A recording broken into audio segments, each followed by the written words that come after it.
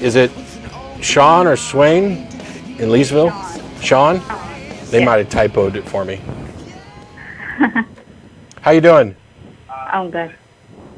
My question is, between the Big Bang and God created Earth, I wonder if the whole thing happened at the same time, or what?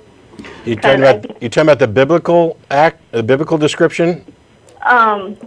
Everyone keeps saying that the Big Bang has happened and that created Earth, and on the other end, I'm also hearing that God has created Earth and everything. And I was wondering if both of those happened at the same time and no one didn't realize it.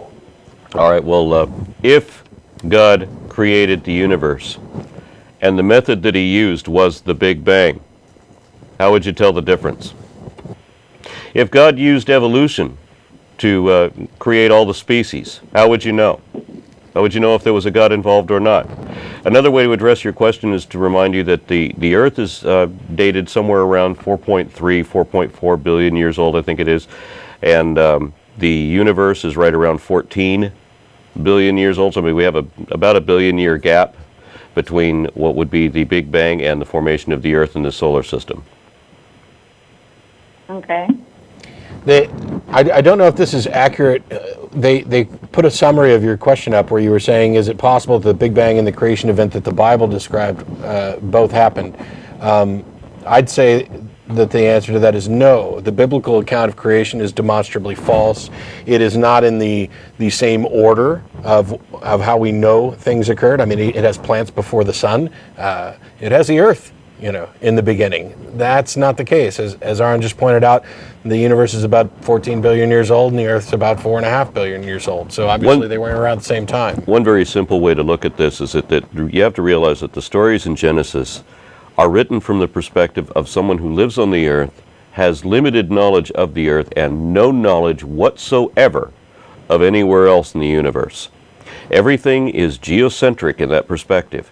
And so, of course, the earth is like an infinite plane, and the stars, along with the sun and the moon, were all created at the same time, in the same breath. Somehow it took 4 days to create the earth, but 1 instant to create the sun, the moon, and the stars. And there's no recognition of the fact that the moon is just a body of rock much as we, or that the sun is just another star. The people who wrote those stories had no idea. They were people.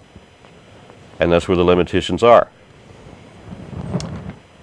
Yeah, the only kind of apologetic that goes along those lines, in order to distinguish what we're reading, for example, in the Bible or in any other supposed holy book, is that these people supposedly received their inspiration and their information through some divine psychic hotline to God. Well, not only is that something that is not supported by evidence, but either their God is just a bumbling buffoon who can't relay information effectively or didn't know what he was talking about, or they're just wrong.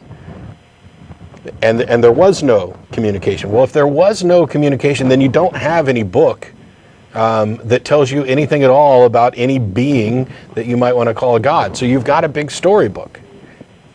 And, while there may be some cool stories in there, there's no reason for anybody, at least no reason that I can see, for anybody to base their understanding of reality and the universe and science and the world in which we live upon that book. Living here in the United States, you are no doubt immersed in a thoroughly Christian society, and that's probably the only perspective that you're aware of.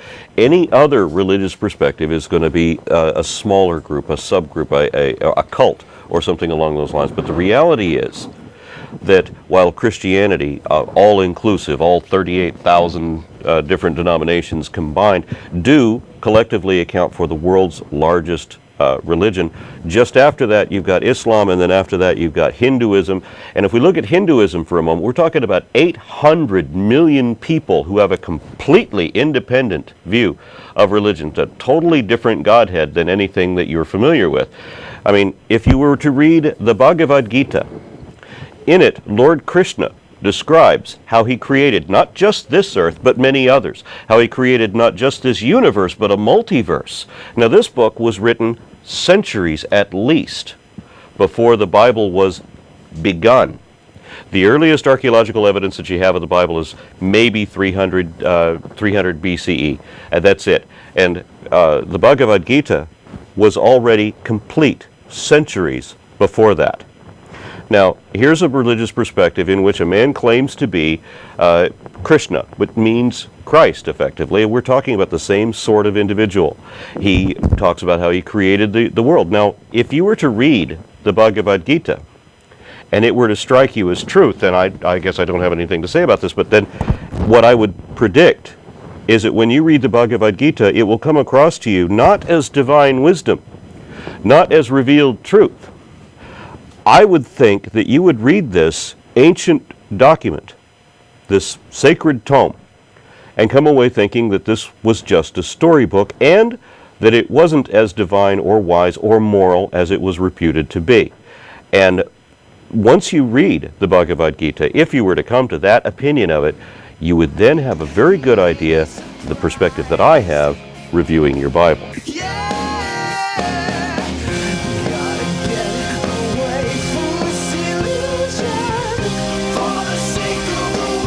The content of this video is produced by the Atheist Community of Austin, a nonprofit educational organization promoting positive atheism and the separation of church and state. If you enjoyed this content and are willing and able to provide a donation, please visit the website below.